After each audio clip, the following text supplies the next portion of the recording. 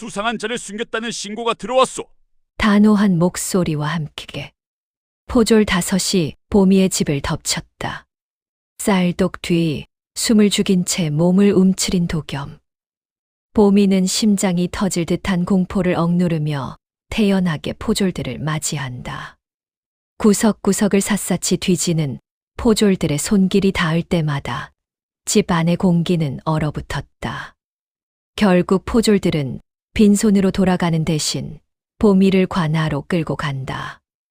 유도겸을 숨긴 사실을 알고 있다. 사방이 막힌 좁은 방, 관원은 서류를 내밀며 보미를 압박한다. 증거 없는 추궁의 보미는 무표정으로 일관하며 팽팽한 심리전을 이어간다. 한편 보미가 자신 때문에 잡혀갔다는 사실을 알게 된 도겸은 텅 빈 집 안에서 절박한 결단을 내린다. 보미가 관아에서 목숨을 건 침묵을 지키는 동안 밖에서는 마을 사람들이 포졸들 앞을 막아서며 소동을 피운다. 보미를 지키려는 이웃들, 그녀를 잡아넣으려는 관원들, 그리고 다시 그녀를 구하기 위해 세상 밖으로 나오려는 도겸. 이제 단 한 번의 실수도 허용되지 않는 위험한 승부가 시작된다. 보미는 과연 이 좁은 방을 살아서 나갈 수 있을까요? 거두절미하고 이야기 바로 시작하겠습니다. 조선 후기 한양 도성 안에는 크고 작은 골목이 거미줄처럼 이어져 있었습니다. 그 중에서도 북촌 아래쪽 청계천 물소리가 희미하게 들려오는 곳에 아주 작은 골목이 하나 있었는데 그 골목 맨 안쪽 집이 오늘 이야기의 무대입니다. 집이라고 해봐야 방 하나에 부엌 하나, 그리고 고양이 한 마리가 겨우 돌아다닐 수 있는 작은 마당이 전부였습니다. 그러나 그 작은 집에서 새벽부터 밤 늦게까지 등잔불이 꺼지는 날이 없었으니 그건 바로 보미가 살고 있었기 때문이었습니다. 보미의 본명은 이보미, 나이는 32이었어요. 새해 전에 남편을 잃고 홀로 된 과부로 한양 근처 여러 집의 바느질 품삯을 받아 먹고 살았지요. 보미의 바느질 솜씨는 이 일대에서 알아주는 수준이었습니다. 바늘 한 땀 한 땀이 어찌나 고르고 반듯한지 한 번 보미 손을 거친 옷은 다른 집 바느질과 나란히 놓으면 단번에 티가 났다는 거예요. 그런데 봄이라는 여인, 바느질 솜씨만큼이나 입도 야무졌습니다. 할 말 안 할 말을 가리기는 하지만 할 말이라고 판단되면 양반 마님 앞에서도 또박또박 할 줄 아는 그런 사람이었거든요. 이 골목 사람들은 보미를 크게 2가지로 평가했습니다. 보미 손에서 나온 옷은 사서 입어도 아깝지 않다는 칭찬과 보미 입에서 나온 말은 다 맞는 말인데 왜인지 좀 얄밉다는 평가. 이 2가지가 항상 함께 붙어 다녔습니다. 보미의 하루는 단순했습니다. 새벽 첫 딸기 울기 전에 일어나 밥을 짓고 밥을 먹으며 그날 해야 할 바느질 감을 정리하고 해가 뜨기 시작하면 바늘을 들어 밤이 될 때까지 이어가는 것이 보미의 일상이었습니다. 겨울이 되면 이 일상에 고양이 한 마리가 추가됐습니다. 이름은 누룽지였는데 누런 털 때문에 보미가 붙여준 이름이었고 이 녀석은 겨울이 되면 어김없이 보미의 무릎 위에 자리를 잡고 앉아 하루 종일 골골거렸습니다. 야, 너는 참 좋겠다. 하는 일도 없이 밥만 얻어먹고. 보미가 이렇게 말하면 누룽지는 그냥 눈을 반쯤 감은 채로 꼬리만 살짝 흔들었어요. 보미에게는 친한 이웃이 2명 있었는데 하나는 골목 초입에 사는 마당쇠 영감이었고 또 하나는 맞은편 집 오씨 아줌마였습니다. 마당쇠 영감은 70이 다 된 노인인데 귀가 어두운 척, 눈이 침침한 척을 매우 능숙하게 해서 자기에게 불편한 소리는 잘 못 듣고 동네 소식은 귀신같이 먼저 아는 묘한 어른이었습니다. 오씨 아줌마는 45이었는데 이 동네에서 모르는 소식이 없다고 자부하는 분이었습니다. 문제는 아는 소식보다 상상으로 보태는 소식이 2배는 더 많다는 거였지만 보미는 그것도 나름대로 재미있다고 생각했습니다. 이 세 사람은 아침마다 골목 어귀에서 짧게 마주치며 하루를 시작했습니다. 마당쇠 영감이 오늘 날씨 춥구먼이라고 하면 오씨 아줌마가 어제보다 더 춥대요. 저작거리에서 들었어요. 라고 하고 보미가 2분 다 안에 계세요. 감기 걸리면 제가 병간호 못 해드려요.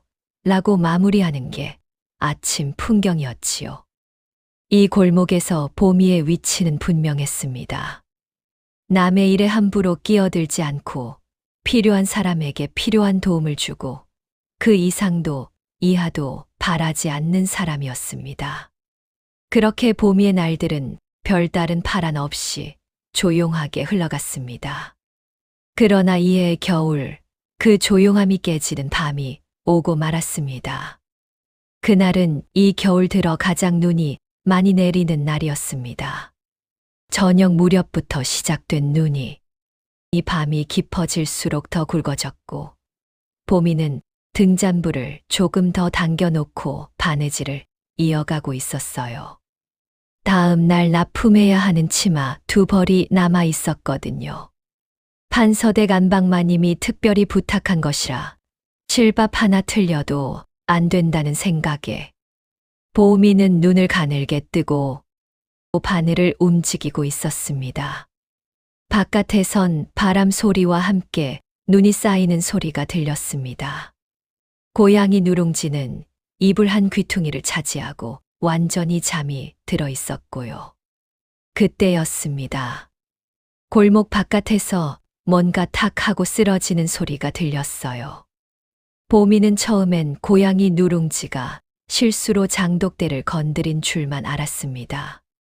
그런데 누룽지는 이불 위에 있었고 소리는 분명히 골목 바깥에서 난 것이었습니다. 보미는 잠시 망설였습니다. 이 시간에 눈 오는 골목에 나가는 건 상식적으로 할 일이 아니었으니까요. 그러나 소리가 한 번 더 났습니다. 이번엔 신음소리 같은 것이 섞여 있었습니다. 보미는 바늘을 내려놓고 문을 열었습니다. 차가운 바람이 확 밀려 들어왔고 눈발이 얼굴에 부딪혔습니다. 골목 초입 담장 모서리에 한 남자가 쓰러져 있었습니다. 눈이 이미 그 위에 소복이 쌓이기 시작하고 있었는데 그 말은 오래전부터 거기 있었다는 뜻이었습니다. 보미는 순간 멈칫했어요. 과부가 밤중에 모르는 남자를 집에 들인다는 것이 어떤 소문을 부를지 그 생각이 먼저 스쳐갔거든요. 그러나 다음 순간 보미가 한 행동은 발소리를 내며 그쪽으로 달려가는 것이었습니다. 이보세요. 정신 차리세요. 여기서 이러면 얼어 죽어요. 남자는 신음소리를 냈습니다. 의식은 있었지만 몸을 가누지 못하는 상태였고 얼굴은 이미 창백하게 굳어 있었어요. 보미는 마당쇠 영감 집에 가서 도움을 청할까 잠깐 생각했습니다. 그러나 영감은 귀가 어두운 척이 아니라 진짜로 귀가 좋지 않아서 밤중에 불러도 못 일어나게 뻔했습니다. 아이고 팔자야. 보미는 이렇게 혼잣말을 하고 남자의 팔을 어깨에 걸었습니다. 남자는 보미보다 머리 하나는 더 큰 체구였는데 그나마 보미가 바느질만 한 게 아니라 물도 길고 빨래도 하며 살아와서 팔 힘이 제법 있었던 게 다행이었습니다. 2 사람이 눈을 밟으며 보미 집 안으로 들어가는데 꽤 오랜 시간이 걸렸습니다. 남자를 방 안에 눕히고 나서 보미는 젖은 겉옷을 벗겨야 할지 말아야 할지 또 한 번 고민했습니다. 그러나 이 사람이 내일 아침 살아있으려면 어쩔 수 없다는 결론이 나왔고 보미는 남자의 겉옷을 벗겨 아궁이 옆에 걸고 따뜻한 이불을 덮어줬습니다. 그리고 자기는 부엌 바닥에 걸터 앉아 밤새 바느질을 이어갔습니다. 내 팔자 진짜 이 추위에 방도 내주고 앉아서. 남자는 다음 날 아침이 되어서야 눈을 떴습니다. 보미는 뜬 눈으로 밤을 새운 터라. 부엌 바닥에서 반쯤 기댄 채 졸고 있었는데 방 안에서 인기척이 나자 눈을 번쩍 떴습니다. 보미가 방문을 열자 남자가 이불을 뒤집어 쓴 채 앉아 있었습니다. 눈빛은 또렷했지만 몸이 제대로 움직이지 않는 것 같았습니다. 정신은 드세요? 보미가 물었습니다. 예. 여기가. 남자가 목이 쉰 소리로 물었습니다. 한양 북촌 아래 골목이에요. 어젯밤에 눈길에 쓰러져 계셔서 데리고 들어왔어요. 보미는 담담하게 말했습니다. 남자는 보미를 바라보다 천천히 고개를 숙였습니다. 살려주셔서 감사합니다. 이 은혜를. 은혜는요, 일단 몸 좀 추스르세요. 죽 끓여드릴 테니까. 보미는 이미 부엌으로 걸어가며 말했습니다. 남자의 이름은 유도겸이었습니다. 나이는 36, 본래 관아의 서리직을 맡고 있던 사람이었습니다. 그가 어쩌다 눈길에 쓰러지게 되었는지는 그날 당장 알 수 있는 이야기가 아니었습니다. 다만 그의 옷 안쪽에 꼭 쥐고 있던 작은 보자기 하나가 이 이야기의 모든 폭풍을 예고하고 있었습니다. 보미는 그것을 아직 몰랐습니다. 죽 한 그릇을 들고 방으로 들어가며 어서 드세요. 이게 오늘 제 아침 몫이에요 라고 말할 뿐이었습니다. 도겸이 죽 한 그릇을 다 비웠을 때 보미는 부엌 바닥에 앉아 그를 바라보고 있었습니다. 도겸은 죽 그릇을 내려놓고 말했습니다. 감사합니다. 이게 며칠 만에 먹는 밥인지 모르겠어요. 도겸이 말했습니다. 보미가 눈썹을 올리며 물었습니다. 며칠 만에요. 어디서 온 거예요? 도겸이 잠시 머뭇거렸습니다. 보미는 재촉하지 않고 기다렸습니다. 말씀드리면 위험할 수도 있어요. 도겸이 조용히 말했습니다. 보미가 팔짱을 끼며 말했습니다. 이미 밤중에 낯선 남자를 방에 들였는데 이제 더 위험해질 게 뭐가 있겠어요. 도겸이 보미를 바라봤습니다. 그 시선 안에 감사와 난감함이 동시에 담겨 있었습니다. 도겸은 천천히 이야기를 시작했습니다. 그는 원래 한양 포도청 관할 아래서 문서를 다루는 설이었습니다. 그런데 3달 전 그가 우연히 들어간 창고에서 있어서는 안 될 것을 보게 됐습니다. 이 지역을 담당하는 포도대장 박치도라는 자가 지방에서 올라오는 세금 문서를 조작하고 있었던 거예요. 백성들에게 실제로 거둔 것보다 훨씬 적은 금액을 위에 보고하고 나머지를 빼돌리고 있었어요. 보미가 말했습니다. 그래서 당신이 그걸 받고 그 사람이 당신을 쫓는 거예요. 예. 처음에는 입 다물고 있으면 살려두겠다고 했어요. 그러나 시간이 지나면서 살아있는 제가 위협이 된다는 걸 알게 됐겠지요. 보미가 잠시 생각했습니다. 그래서 증거는 있어요? 도겸이 이불 속에서 작은 보자기를 꺼냈습니다. 이 안에 있어요. 제가 몰래 복사해 둔 문서들이에요. 이걸 위에 올릴 수 있는 사람한테 전달해야 해요. 보미는 그 보자기를 바라봤습니다. 그리고 잠시 후 아주 피곤한 표정으로 말했습니다. 그러니까 당신 집에 숨겨두기엔 너무 위험한 증거물을 들고 있는 거예요. 예. 도겸이 대답했습니다. 그리고 지금 그게 제 집에 있는 거예요? 보미가 또 말했습니다. 예. 도겸이 다시 대답했습니다. 보미가 천장을 바라봤습니다. 누룽지가 방 한켠에서 아무 일도 없다는 듯 발바닥을 핥고 있었습니다. 야, 너는 참 좋겠다.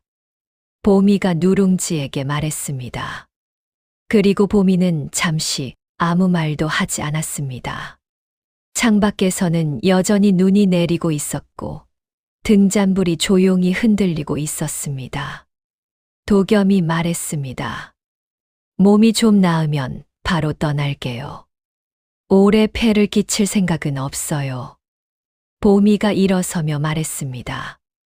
밥은 먹었으니까 오늘은 일단 자요. 그 다음 얘기는 내일 해요. 도겸이 보미를 바라봤습니다. 왜? 내보내지 않아요? 보미가 부엌 쪽으로 걸어가며 말했습니다. 이 날씨에 내보내면 또 얼어 죽을 거잖아요. 귀찮게. 도겸은 그 말을 들으며 오래간만에 처음으로 눈을 감을 수 있었습니다. 따뜻한 방 안에서 등잔불 소리가 들리는 곳에서요. 도겸이 보미 집에 머문 지 사흘이 지나면서 두 사람 사이에는 말없는 규칙 같은 것이 생겨났습니다. 보미는 아침을 만들고 도겸은 설거지를 하고 낮에는 각자 자기 일을 하고 저녁에는 등잔불 아래 나란히 앉아 보미는 바느질을 도겸은 문서를 정리하는 것이었습니다. 처음 사흘은 대화가 거의 없었습니다. 보미는 원래 말이 많은 편이 아니었고 도겸은 더욱 그랬거든요. 그런데 나흘째 되는 날 아침에 작은 사건이 하나 일어났습니다. 보미가 밥을 다 퍼놓고 보니 도겸이 부엌 앞에 서서 어떻게 해야 할지 모르는 표정으로 서 있었습니다. 왜 거기 서 있어요? 보미가 물었습니다. 제가 도울 수 있는 게 없나요? 도겸이 말했습니다. 바느질 할 줄 알아요? 보미가 물었습니다. 아니요. 도겸이 말했습니다. 밥 할 줄 알아요? 보미가 물었습니다. 어느 정도는요?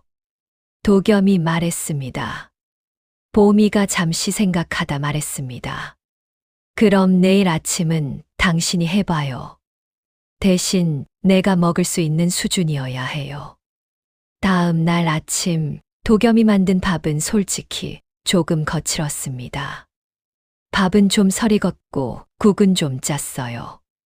보미가 한 숟가락 먹더니 말했습니다. 먹을 수 있는 수준은 맞네요. 딱 그 수준이에요. 도겸이 말했습니다. 연습하면 나아질 거예요. 보미가 말했습니다. 연습할 시간이 얼마나 있겠어요. 그 말이 나오자 두 사람 사이에 짧은 침묵이 흘렀습니다. 도겸이 여기 머무는 시간이 길지 않다는 것, 둘 다 알고 있었으니까요. 그런데 그 침묵이 이상하게 불편하지 않았어요. 보미는 그게 좀 이상하다는 걸 느꼈습니다.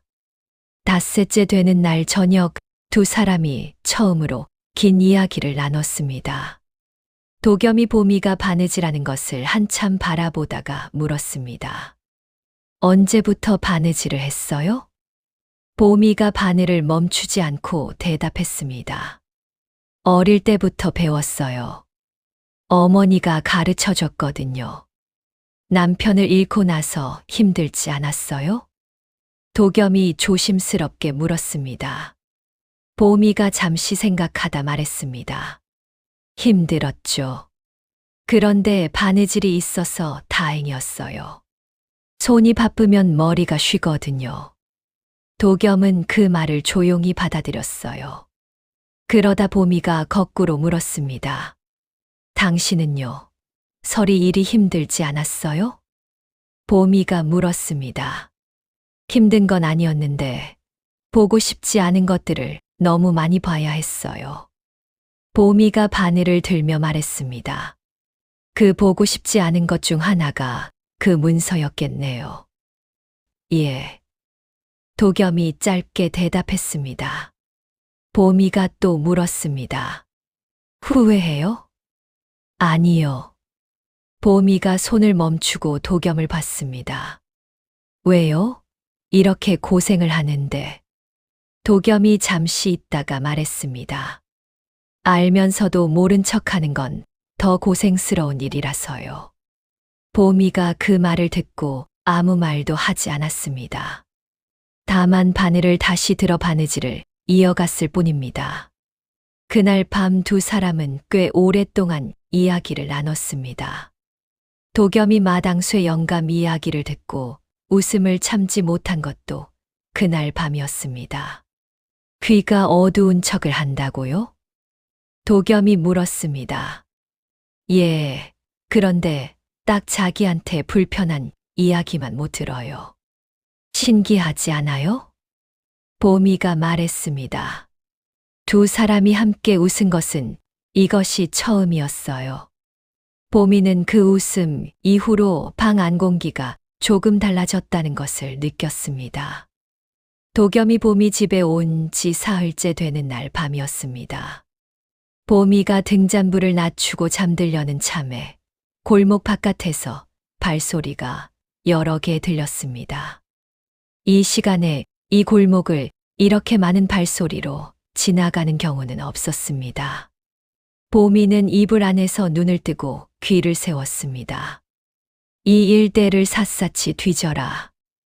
누군가의 목소리가 들렸습니다. 보미의 심장이 쿵하고 내려앉습니다. 도겸이 방 쪽에서 조용히 보미를 불렀습니다. 보미 씨, 들려요? 도겸이 속삭였습니다. 들려요. 일단 조용히 해요. 보미가 속삭였습니다. 포졸들의 발소리가 골목 안으로 들어오고 있었습니다. 집집마다 문을 두드리는 소리가 차례로 들렸습니다. 보미가 빠르게 방으로 들어갔습니다. 지금 집집마다 수색하는 것 같아요. 어디 숨을 데가 필요해요. 도겸이 말했습니다. 저 때문에 보미 씨가 위험해지면 나중에 그 말해요. 지금은 숨을 대 찾아야 해요. 보미가 말을 끊었습니다. 보미가 방 안을 빠르게 훑었습니다. 방 안에는 숨을 곳이 없었습니다.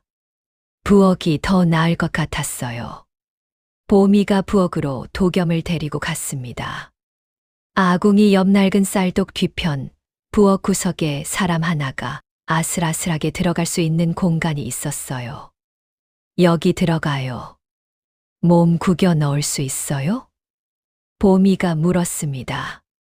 도겸이 그 좁은 공간을 보고 난감한 표정을 지었습니다. 그러나 다음 순간 몸을 구겨 넣기 시작했습니다. 보미가 쌀독을 앞으로 끌어당기고 그 앞에 삼태기와 대바구니, 채반 등을 쌓았습니다. 사람 하나가 숨어 있다고는 보이지 않을 만큼 자연스럽게 정리됐습니다. 그때 대문을 두드리는 소리가 났습니다. 열어라. 보미가 숨을 크게 한 번 들이쉬었어요. 그리고 잠이 덜 깬 척 투덜거리며 문 쪽으로 걸어갔습니다. 어이구, 이 밤중에 누가? 보미가 문을 열었습니다. 문 앞에는 관복을 입은 포졸 3명이 서 있었습니다. 수상한 자를 찾고 있소. 이 집을 수색해야 하겠소. 보미가 눈을 비비며 말했습니다. 수상한 자요? 여기는 저 혼자 사는 집인데요. 그래도 들어가 보겠소. 포졸이 말했습니다. 보미가 한 발 물러섰습니다. 들어오세요. 포졸들이 방 안을 살폈습니다. 이불이 하나, 바느질 바구니, 책 몇 권, 그게 전부였어요. 포졸 하나가 부엌으로 갔습니다. 보미는 표정을 아무렇지 않게 유지하면서 심장은 방망이질을 치고 있었어요. 포졸이 부엌 안을 살피다가 쌀독 쪽으로 다가갔습니다. 보미가 자연스럽게 말했습니다. 이쪽은 쌀이랑 장독들이에요. 볼 게 없어요. 보미가 말했습니다. 포졸이 쌀독을 손으로 한 번 두드렸습니다. 툭, 툭. 안에서 아무 소리도 나지 않았습니다. 보미는 그 순간 도겸이 숨을 참고 있을 거라는 걸 알았습니다. 포졸이 다른 쪽을 살피러 갔습니다. 마당, 장독대, 광 다 살폈습니다. 포졸들이 수색을 마치고 대문 앞에 섰습니다. 별 다른 게 없소. 혼자 사시오. 보미가 말했습니다. 예, 혼자예요. 남편이 새해 전에 갔거든요. 포졸이 고개를 끄덕이고 나가려는 순간이었어요. 골목 쪽에서 오씨 아줌마 목소리가 들렸습니다. 나리들, 왜 보미 집을 수색해요? 보미가 무슨 잘못을 했어요? 오씨 아줌마가 자기 집 문을 열고 나오며 말했습니다. 포졸이 말했습니다. 수상한 자를 찾고 있는 거요. 보미 집에 수상한 사람이 어딨어요? 보미는 밥 먹을 시간도 없이 바느질만 하는 사람이에요. 내가 매일 보거든요. 오씨 아줌마가 팔짱을 끼며 말했어요. 포졸이 보미를 한 번 더 봤습니다. 바느질하다 잠이 든 티가 역력한 보미가 졸린 눈을 비비고 있었습니다. 됐소. 들어가시오. 포졸들이 다음 집으로 넘어갔습니다. 포졸들이 골목을 빠져나가는 소리가 완전히 사라진 뒤 보미가 부엌으로 들어갔습니다. 쌀독 앞 물건들을 치우자 도겸이 쪼그라든 자세로 나왔습니다. 괜찮아요? 보미가 물었습니다. 도겸이 다리를 펴며 말했습니다. 예. 다리가 좀 저릿해요. 보미가 말했습니다. 거기 쑤셔 넣을 때 얼굴 표정이 볼만했어요. 도겸이 보미를 바라봤습니다. 그리고 잠시 후 피식 웃었습니다. 보미도 웃었습니다. 두 사람이 부엌 바닥에 주저앉아 한참을 조용히 웃었습니다. 오씨 아줌마가 다음 날 아침 보미 집으로 달려왔습니다. 보미야, 어젯밤 그 사람 수상한 사람 맞지? 보미가 태연하게 말했습니다. 무슨 소리예요, 아줌마? 아니, 그 쌀독 뒤에 누가 있지 않았어? 오씨 아줌마가 눈을 가늘게 뜨며 말했습니다. 보미가 말했습니다. 아줌마, 어젯밤에 포졸들 앞에서 잘 말해줘서 고마워요. 덕분에 편히 잤어요. 오씨 아줌마가 보미를 한참 바라봤습니다. 그러다 결국 손을 휘저었어요. 에이, 됐어. 뭔지는 모르겠지만 보미가 나쁜 짓 할 사람은 아니니까. 오씨 아줌마가 말했습니다. 보미가 속으로 크게 숨을 내쉬었습니다. 오씨 아줌마가 이렇게 마무리해 주는 게 얼마나 다행인지 몰랐습니다. 도겸이 보미 집에 온 지 보름이 넘어갈 무렵이었습니다. 도겸은 몸을 완전히 추스르고 낮에도 거동할 수 있게 됐지만 밖으로 나가기엔 여전히 위험했습니다. 그 무렵 보미에게 다른 방향의 위기가 찾아왔습니다. 바로 판서댁 안방마님이 문제였습니다. 판서댁은 보미의 가장 큰 단골집이었습니다. 이 집 안방마님 서씨는 옷에 관한 한 극도로 까다로운 사람으로 한 번 마음에 드는 솜씨를 만나면 절대 놓지 않는 대신 한 번 틀어지면 그냥 넘어가는 법도 없는 사람이었습니다. 보미는 이 집의 옷감을 납품하면서 3년을 지내왔습니다. 까다롭긴 했지만 제값은 쳐줬고 무엇보다 보미의 솜씨를 인정해줬기 때문에 서로 나름대로 균형이 맞는 관계였어요. 그런데 그날 서씨 마님의 심부름꾼이 보미 집을 찾아왔습니다. 마님께서 보미 씨한테 하실 말씀이 있다고 내일 아침 오라 하십니다. 보미는 별 생각 없이 다음 날 아침 판서댁을 찾아갔습니다. 그런데 서씨 마님의 첫마디가 심상치 않았습니다. 보미야, 그동안 내가 너한테 값을 너무 후하게 쳐줬던 것 같다. 마님이 차를 마시며 말했습니다. 보미가 속으로 이게 그 이야기구나 하는 생각이 들었습니다. 이런 서두가 나오면 10중 8구 값을 깎겠다는 이야기가 따라오거든요.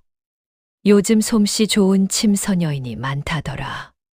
내가 알아봤더니 너한테 주는 값의 반으로도 비슷한 수준을 하는 사람이 있다고 하더구나.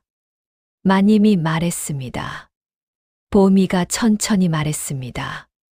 마님, 비슷한 수준이라고 하셨는데 비슷한 건 같은 게 아니에요. 마님의 눈썹이 살짝 올라갔습니다. 그게 무슨 뜻이냐? 보미가 그 자리에서 치마 한 벌을 펼쳐 보이며 말했습니다. 지난달에 제가 납품한 이 치마 실밥 간격을 보세요. 그리고 그 침선여인한테 같은 방식으로 해달라고 하면 얼마나 비슷하게 나오는지 한번 시험해 보시면 알 거예요. 마님은 잠시 말이 없었습니다. 보미는 물러서지 않았습니다. 그리고 마님, 값의 반이라고 하셨는데 그 반값에 마님이 원하시는 품질이 나오면 저도 뭐라 할 말이 없어요. 그런데 그게 안 나오면 그건 결국 마님이 손해를 보시는 거예요. 보미가 말했습니다. 마님의 눈이 가늘어졌습니다. 보미가 이렇게 정면으로 말을 받아치는 건 처음이었거든요. 내가 감히. 마님이 말을 시작했습니다. 감히가 아니에요, 마님. 저는 제 일에 대해 정직하게 말씀드리는 거예요. 보미가 말했습니다. 결국 그날 두 사람은 합의 없이 헤어졌습니다. 마님은 화가 났고 보미는 단 한 푼도 양보하지 않았습니다. 그런데 문제는 그 다음부터였습니다. 서씨 마님이 이 동네 다른 집들의 보미에 대한 험담을 퍼뜨리기 시작한 거예요. 보미라는 여인이 얼마나 오만하고 버릇없는지 아느냐. 고객한테 면전에서 말대답을 하는 침선 여인이 어디 있냐. 마님이 여기저기 퍼뜨렸습니다. 그 소문이 퍼지면서 보미한테 오던 몇몇 집에서 연락이 뚝 끊겼습니다. 보미는 사흘 만에 일감이 절반으로 줄어든 것을 느꼈습니다. 보미가 저녁에 집으로 돌아와 한숨을 쉬었습니다.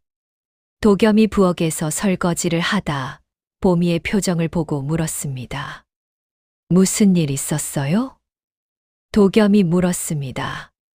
보미가 상황을 설명했습니다. 도겸이 다 듣고 나서 잠시 생각했습니다. 그 판서댁 마님이 잔치를 곧 열 예정이 있나요? 도겸이 물었습니다. 이달 말에 큰 며느리 혼례가 있다고 들었어요. 그래서 옷을 여러 벌 해야 하는데. 보미가 말했습니다. 도겸의 눈이 번쩍였습니다. 그 잔치솥을 다른 침선여인한테 맡겼을 거잖아요. 당연히 그렇겠죠. 보미가 말했습니다.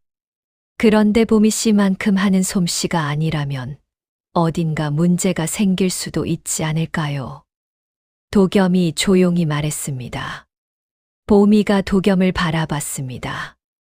그리고 잠시 후 입꼬리가 살짝 올라갔습니다. 당신 은근히 꾀가 많네요. 보미가 말했습니다. 혼례 나흘 전이었습니다. 보미가 마당쇠 영감 핑계를 대고 판서댁 근처를 지나가다가 우연히 판서댁 안에서 나오는 심부름꾼과 마주쳤습니다. 그 심부름꾼은 보미를 보자마자 난감한 표정을 지었어요. 보미 씨, 마침 잘 만났다. 왜요? 보미가 물었습니다. 있잖아요. 마님이 새로 맡긴 침선여인이 새 며느리 예복 치마를 완성했는데 보니까 솔기가 좀 고르지 않아서요. 심부름꾼이 말했습니다. 보미는 표정 하나 변하지 않고 말했습니다. 그래요? 저한테 하실 말씀이 있으세요? 심부름꾼이 마님이 한번 와봐 달라고 하시는데 라고 말했습니다. 보미가 잠시 생각하는 척했습니다. 사실 속으로는 그럴 줄 알았다고 이미 결론이 나 있었지만요. 보미가 판서댁에 들어가 예복 치마를 살펴봤습니다. 솔기가 고르지 않은 것뿐 아니라 겉에서 보이는 자수 장식이 약간 비뚤게 놓여 있었어요. 혼례가 나흘 앞이었습니다. 마님이 아무리 자존심이 세도 이 상황에서 선택지가 많지 않다는 걸 보미는 알고 있었습니다. 보미가 조용히 말했습니다. 고칠 수는 있어요. 그런데 마님, 한 가지 여쭤봐도 될까요? 마님이 말했어요. 해봐라. 지난번에 제가 말씀드린 것, 비슷한 것 같은 게 아니라는 것. 지금 보시는 치마가 그 말의 의미를 설명해 주고 있지 않나요? 보미가 말했습니다. 마님의 얼굴이 빨개졌습니다. 그러나 혼례가 나흘 앞이라는 현실 앞에서 마님이 할 수 있는 것은 사실 별로 없었습니다. 결국 마님이 먼저 말했습니다. 기존 값으로 해주겠느냐? 보미가 말했습니다. 기존 값에 지난번 소문을 걷어주시는 것까지요. 마님이 눈을 감았다가 떴습니다. 그리고 고개를 끄덕였습니다. 보미가 집으로 돌아와 도겸에게 결과를 말했습니다. 도겸이 피식 웃으며 말했습니다. 잘 됐네요. 당신 머리 덕분이에요. 보미 씨가 실행한 거잖아요. 보미가 부엌으로 가며 말했습니다. 오늘 저녁은 내가 특별히 잘 차려줄게요. 공 세웠으니까. 도겸은 그 말에 아무 대꾸도 하지 않았습니다.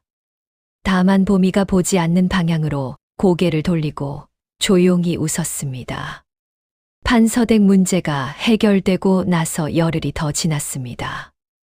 도겸은 이제 보미 집에 온 지 거의 한 달이 다 되어 가고 있었습니다. 원래 계획은 도겸이 몸을 추스르고 증거 문서를 안전하게 전달할 방법을 찾으면 떠나는 것이었습니다. 그런데 그게 말처럼 쉽지가 않았습니다. 도겸이 믿을 수 있는 사람이 너무 없었습니다.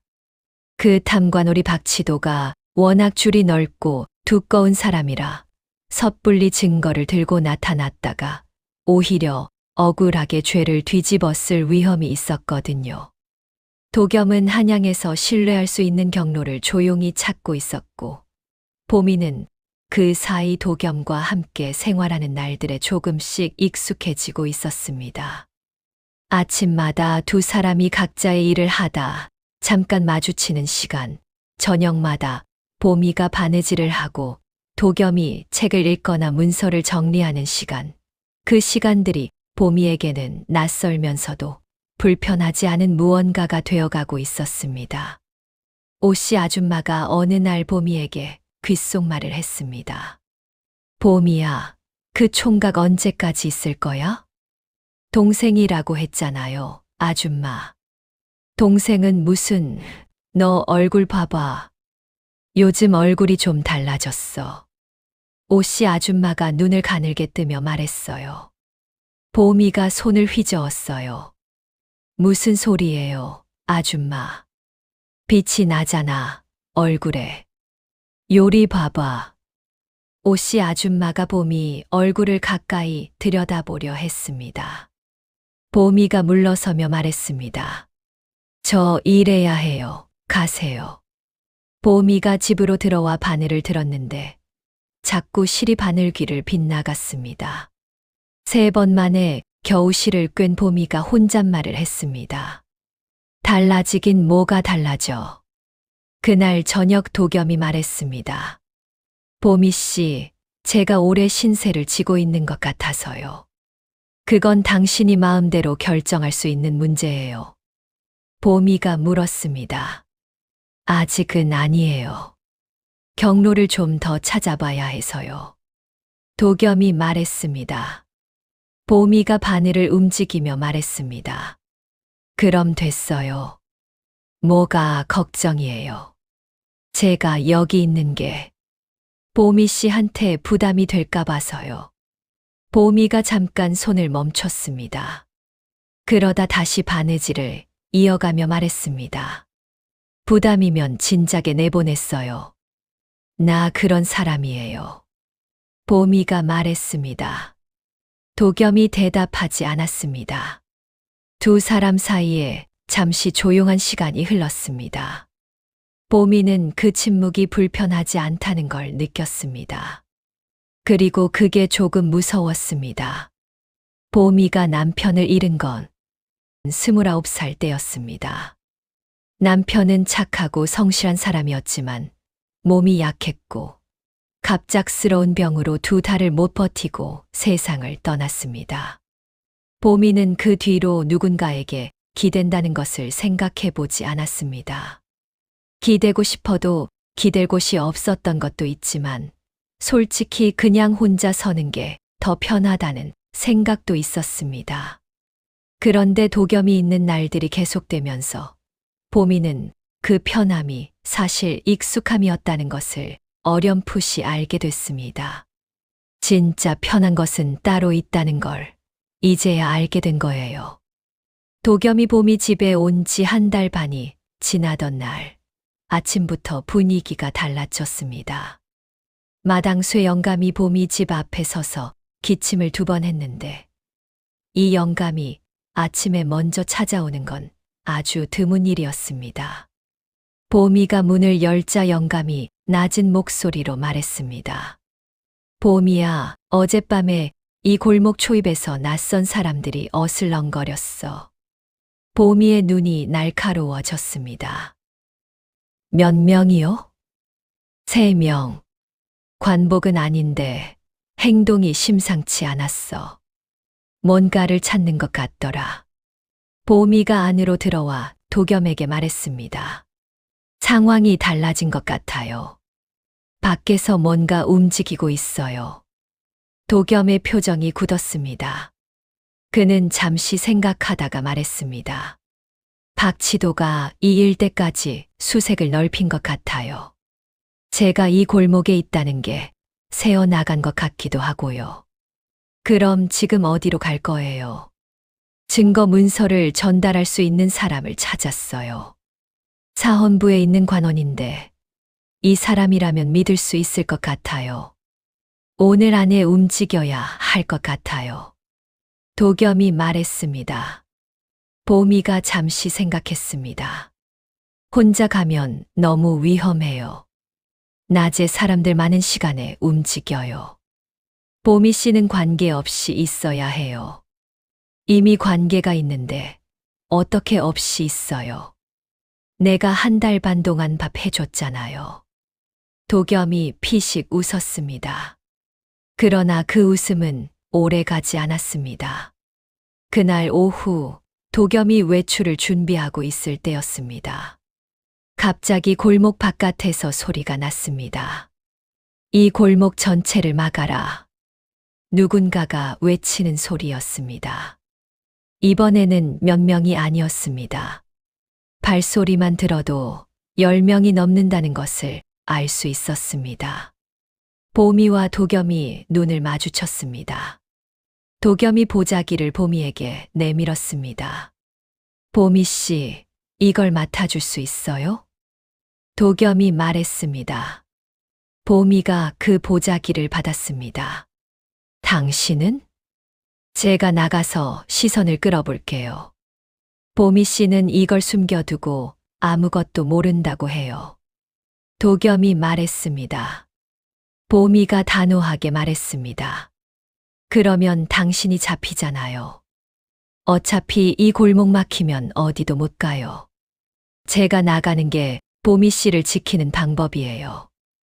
도겸이 말했습니다. 문 밖에서 발소리가 점점 가까워지고 있었습니다. 보미가 보자기를 꼭 쥐고 도겸을 바라봤습니다. 도겸이 문 쪽으로 걸어가려는 순간 보미가 그 팔을 잡았습니다. 기다려요. 지난번처럼 해요. 도겸이 보미를 바라봤습니다. 지난번은 포졸셋이었어요. 지금은 소리만 들어도 그것보다 훨씬 많아요. 보미가 말했습니다. 그래도 일단 숨어요. 내가 막을게요. 보미 씨가 어떻게 막을 수 있는 방법을 찾을게요. 일단 들어가요. 보미의 눈빛이 흔들리지 않았습니다. 도겸이 잠시 보미를 바라보다 결국 쌀독 뒤로 몸을 숨겼습니다.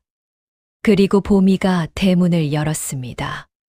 문 바깥에는 관복을 입은 포졸 5명이 서 있었습니다.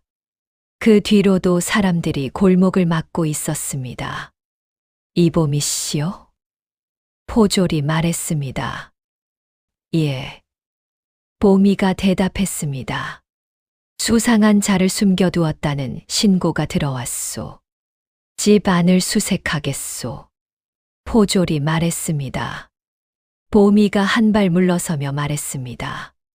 들어오세요. 이번에는 포졸들이 지난번보다 훨씬 꼼꼼하게 살폈습니다. 방 안 구석구석, 이불 속까지, 그리고 부엌도 아까보다 훨씬 오래 들여다봤습니다. 보미는 이번엔 버티기 어려울 수도 있다는 걸 느꼈습니다. 쌀독 뒤를 두드리는 포졸의 손이 더 세고 꼼꼼했거든요. 삼택이 치워봐. 포졸 하나가 말했습니다. 보미가 자연스럽게 앞으로 나서며 말했습니다. 제가 할게요. 보미가 삼태기를 치우는 척하면서 자신의 몸으로 살짝 시선을 가렸습니다. 그 사이 도겸이 더 안쪽으로 몸을 움츠린 것 같았습니다. 별거 없네. 포졸이 말했습니다. 포졸들이 집 안 수색을 마쳤습니다. 보미는 속으로 이번에도 넘어갔구나 하고 생각했습니다.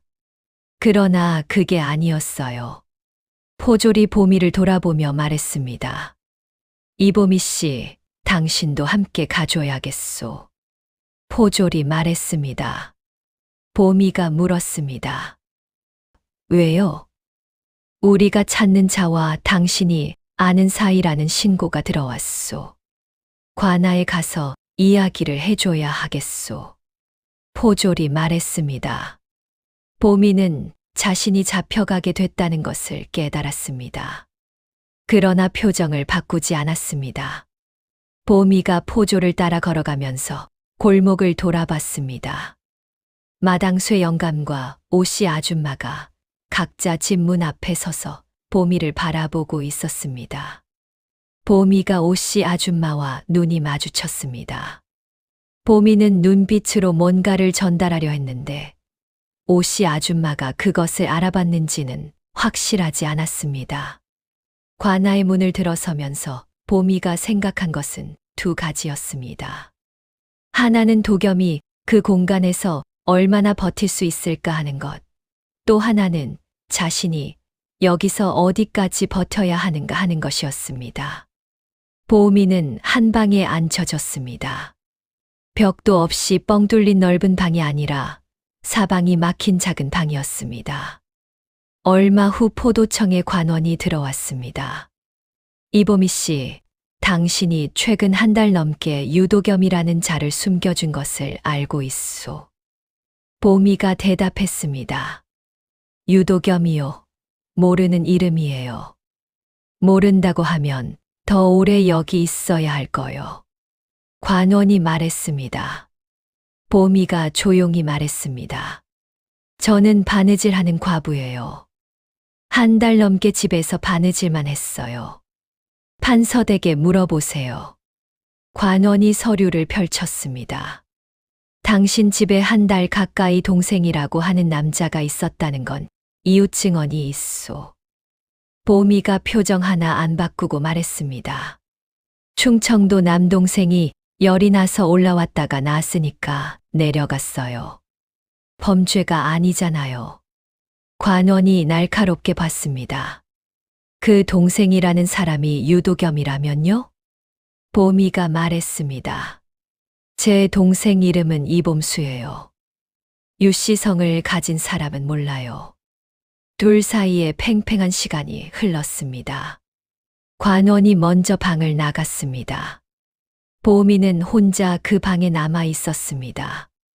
다리가 조금 떨렸지만 보미는 손을 무릎 위에 얹고 조용히 앉아 있었습니다. 시간이 얼마나 지났을까요? 해가 많이 기울기 시작할 무렵에야 관원이 다시 들어왔습니다. 당신 이웃 중에 오씨라는 여인이 관아 앞에서 소동을 피우고 있소. 관원이 말했습니다. 보미가 눈을 크게 떴습니다. 오씨 아줌마가요? 보미를 당장 내보내지 않으면 여기 안 간다고 마당에 들어 누웠소. 관원이 황당한 표정으로 말했습니다. 보미가 순간 웃음이 나오려는 것을 꾹 참았어요. 오씨 아줌마가 눈빛을 알아봤던 거예요. 그런데 이게 보미에게 당장 유리한 상황이 되지는 않았습니다. 관원 입장에서 마을 여인이 관아 앞에서 들어눕는 것은 웃기기도 하고 골치 아프기도 했지만 보미를 풀어줄 이유는 되지 않았거든요. 보미는 이 상황을 어떻게 풀어야 할지 머릿속을 빠르게 돌렸습니다. 그때 관원이 또 말했습니다. 그리고 마당쇠라는 영감도 와서 자기도 보미를 보증한다고 앉아 있소. 관원이 말했습니다. 보미의 눈에 뭔가가 차오르려 했습니다. 그러나 지금은 그럴 때가 아니었습니다. 보미가 말했습니다. 관원님, 제가 숨긴 사람이 있다면 증거를 보여주세요. 증거 없이는 저도 계속 모른다고 할 수밖에 없어요. 관원이 말했습니다. 증거는 조만간 나올 거요. 보미가 말했습니다. 그럼 저도 조만간 알게 되겠네요. 이 상황이 이렇게 이어졌습니다. 관원이 물어보고 보미가 받아치고 관원이 다시 나가고 시간이 흐르고 관원이 또 들어오고 이런 상황이 무려 3차례나 반복됐습니다. 보미는 밥도 못 먹고 물도 한 모금밖에 못 마시고 그 좁은 방 안에서 버텼습니다. 관아 안에서 보미가 혼자 버티는 그 시간 동안 쌀독 뒤에 숨어 있던 도겸은 한계에 다다르고 있었어요. 발소리가 모두 사라진 뒤 도겸이 몸을 펴고 나왔을 때 집 안은 텅 비어 있었습니다. 도겸이 보미가 관아에 끌려갔다는 것을 마당쇠 영감을 통해 알게 된 건 그로부터 1시간쯤 뒤였습니다. 영감이 골목으로 돌아오다 집 안에서 나오는 도겸을 발견하고 말해줬거든요. 보미가 잡혀갔어. 내가 숨었던 자리에서 아무것도 안 나왔는데 보미가 알고 있다는 신고가 있었나 봐. 영감이 말했습니다. 도겸이 그 자리에 서서 한동안 말이 없었습니다. 그리고 그는 결단을 내렸습니다. 도겸이 향한 곳은 사헌부였습니다.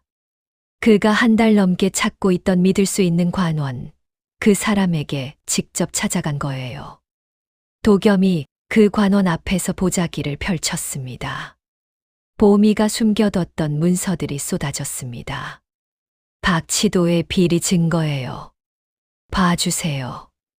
도겸이 말했습니다. 관원이 문서를 훑어봤습니다. 눈빛이 달라졌습니다. 이건 어떻게 가지고 있었소? 관원이 물었습니다. 그건 나중에 말씀드릴게요. 지금 이 증거를 토대로 포도청관하에 가야 해요. 저를 도와줄 수 있어요? 도겸이 물었습니다. 관원이 문서를 한 번 더 살폈습니다. 이건 가볍게 넘길 수 있는 내용이 아니었습니다. 가겠소. 관원이 말했습니다.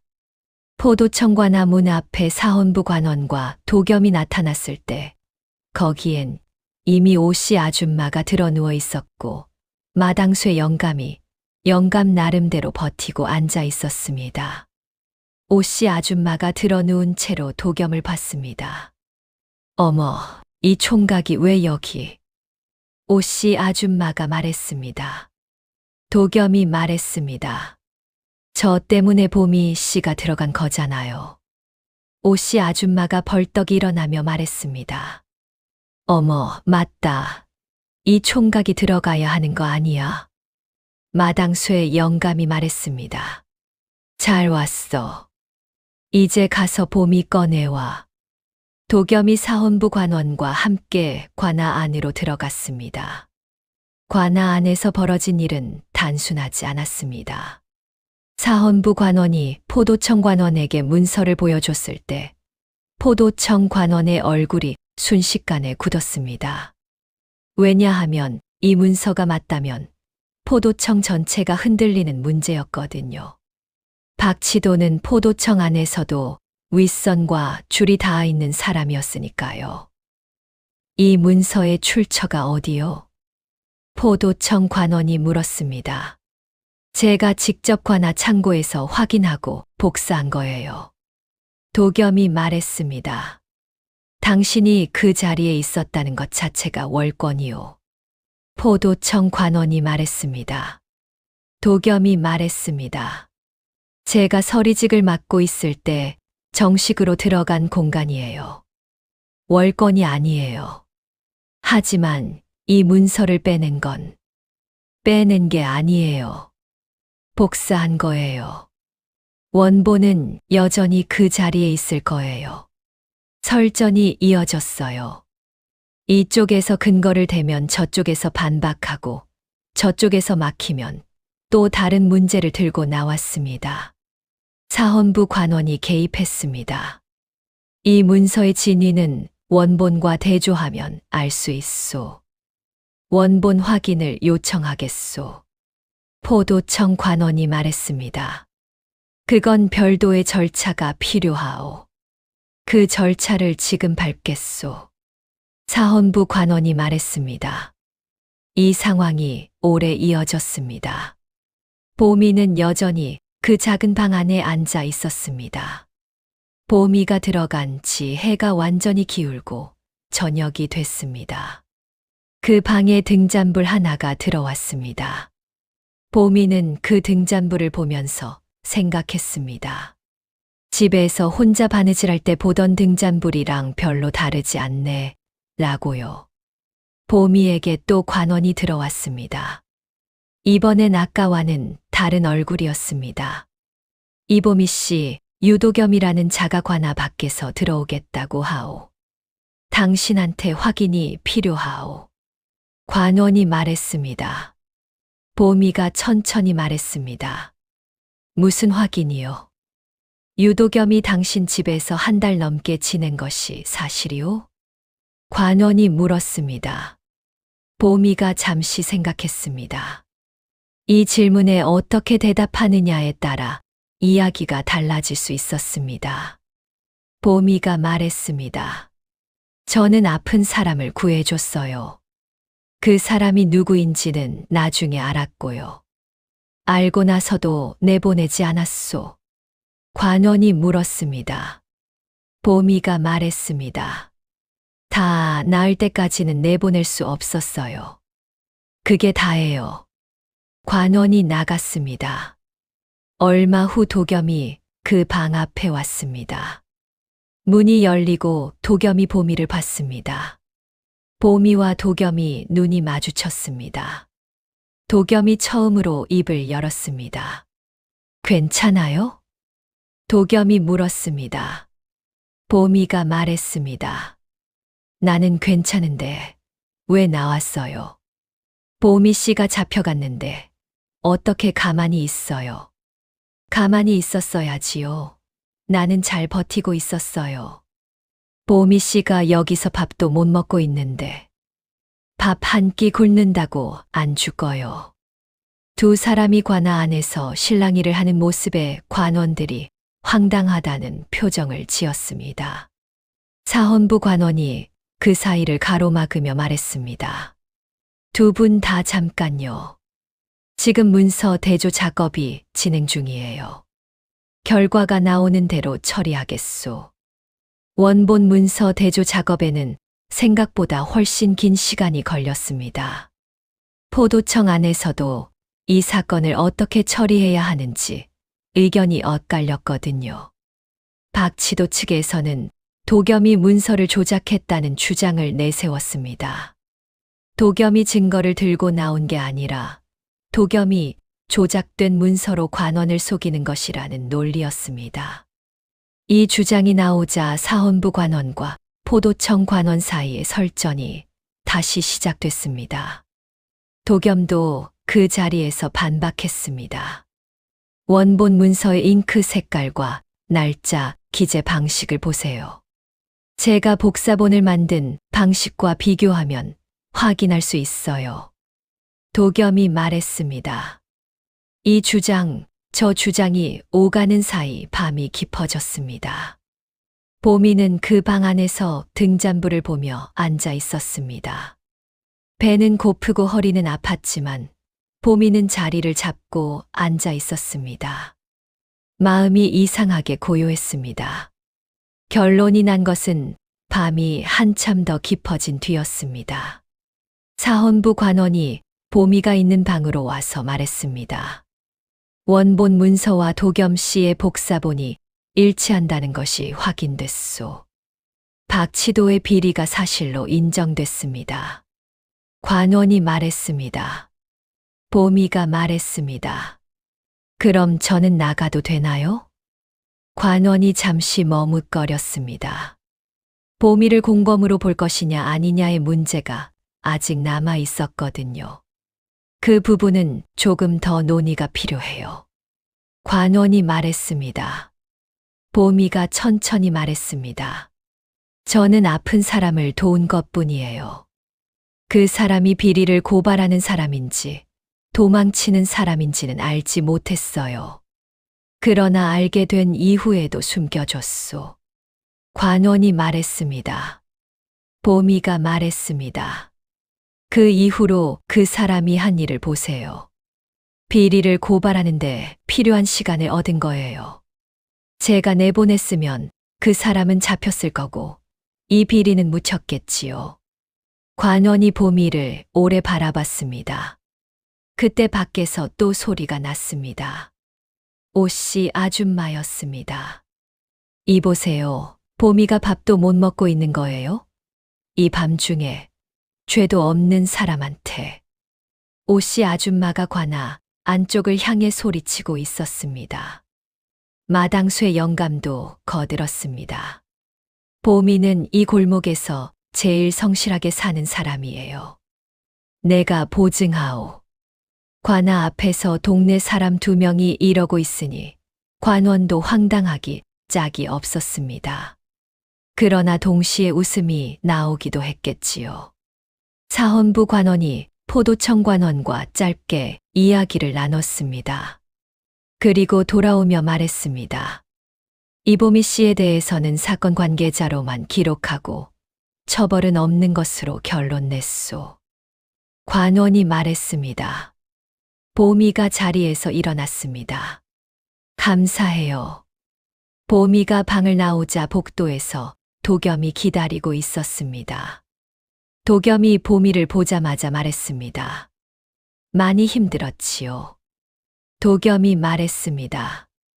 보미가 말했습니다. 아까 말했잖아요.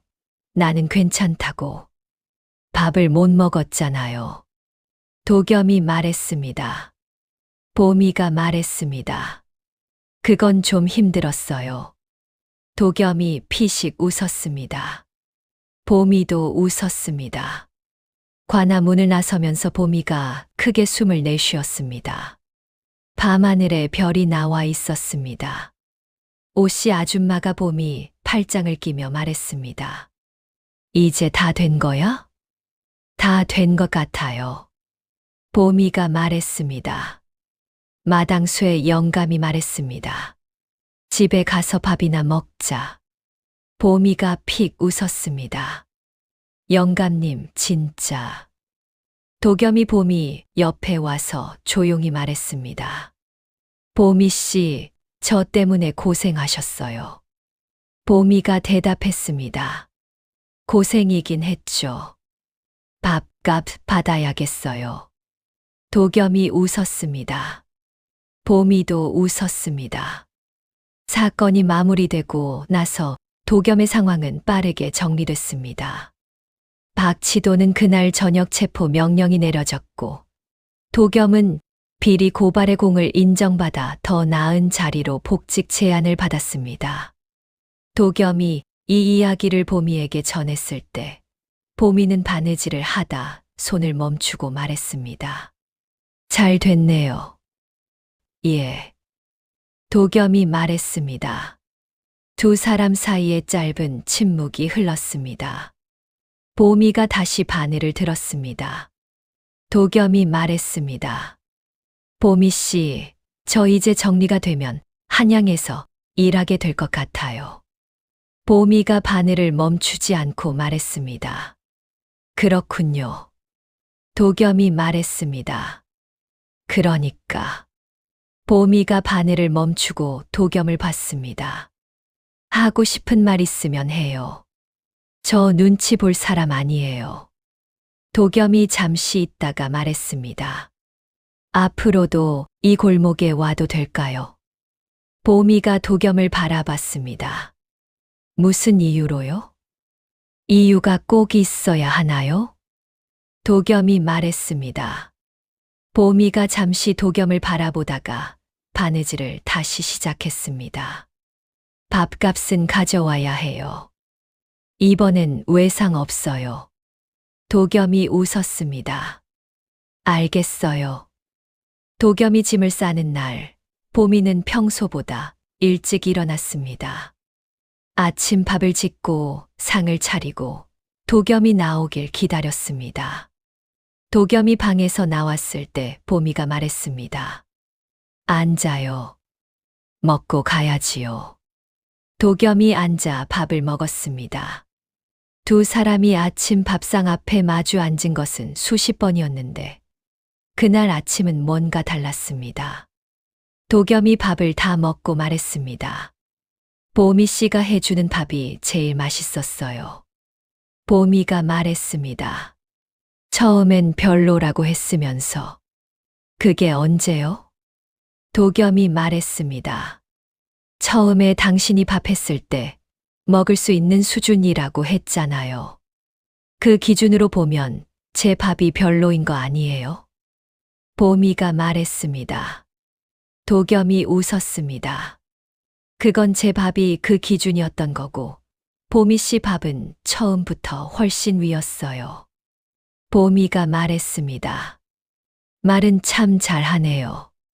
두 사람이 웃었습니다. 그 웃음 뒤에 짧은 침묵이 왔습니다. 도겸이 자리에서 일어났습니다. 갈게요.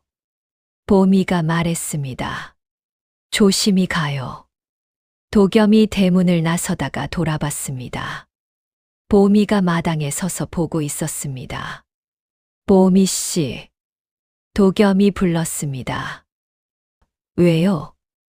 보미가 대답했습니다. 고마워요. 도겸이 말했습니다. 보미가 말했습니다. 밥값 꼭 가져와야 해요. 도겸이 웃으며 골목을 걸어 나갔습니다. 보미는 그 뒷모습이 골목 모퉁이를 돌아보이지 않을 때까지 서 있었습니다. 도겸이 떠난 날, 보미는 평소처럼 바느질을 했습니다. 누룽지가 무릎 위에 앉아 골골거렸습니다. 오씨 아줌마가 저녁에 찾아와 보미 옆에 앉았습니다. 총각 갔어? 갔어요. 보미가 말했습니다. 섭섭하지? 오씨 아줌마가 물었습니다. 보미가 잠시 생각하다가 말했습니다. 섭섭하다기보다는 봄이 온 것 같아요. 오씨 아줌마가 고개를 갸웃했습니다. 봄, 겨울인데. 보미가 웃으며 말했습니다. 그러게요. 이상하게도. 그로부터 보름이 지나던 날이었습니다. 보미가 바느질을 하고 있는데 대문을 두드리는 소리가 났습니다. 보미가 문을 열었습니다. 도겸이 서 있었습니다. 보미가 말했습니다. 밥값 가져왔어요? 도겸이 손에 들고 온 것을 내밀습니다. 두부 한 모, 조기 2마리, 그리고 메밀가루 한 봉이었습니다. 보미가 그걸 보고 말했습니다. 이게 밥값이에요? 도겸이 말했습니다. 일단 오늘 밥값이요. 보미가 잠시 도겸을 바라봤습니다. 그리고 문을 활짝 열며 말했습니다. 들어와요. 오늘은 두부찌개 해줄게요. 보미가 말했습니다. 도겸이 들어왔습니다. 누룽지가 냄새를 맡으며 도겸 주위를 빙빙 돌았습니다. 야, 너도 반가워하는 거야? 보미가 누룽지에게 말했습니다. 누룽지가 꼬리를 흔들었습니다. 도겸이 자연스럽게 부엌 쪽으로 가서 물을 길어오기 시작했습니다. 보미는 그 모습을 보다가 다시 바느질 바구니를 들었습니다. 그리고 조용히 웃었습니다. 이 이야기는 거창한 영웅 서사가 아닙니다. 추운 겨울 그냥 두고 볼 수 없어. 내민 손길 하나가 어떻게 한 사람의 인생을 바꾸고 나아가 썩은 권력을 바로잡는 큰 힘이 되었는지를 보여줍니다. 오늘 밤 여러분의 마음속에도 혹시 추위에 떨고 있는 누군가가 있지는 않은지 한번 돌아보시는 건 어떨까요? 어쩌면 그 사람이야말로 여러분의 삶에 진정한 봄을 가져다 줄 귀한 인연일지도 모르니까요. 오늘의 야담은 여기까지입니다. 보미와 도겸이의 골목에 내려앉은 따스한 햇살처럼 여러분의 하루에도 평온한 봄이 늘 함께 하시길 바랍니다. 이야기가 즐거우셨다면 구독과 좋아요 부탁드립니다. 저는 다음에 더 재미있는 이야기로 다시 찾아올게요. 안녕히 계세요.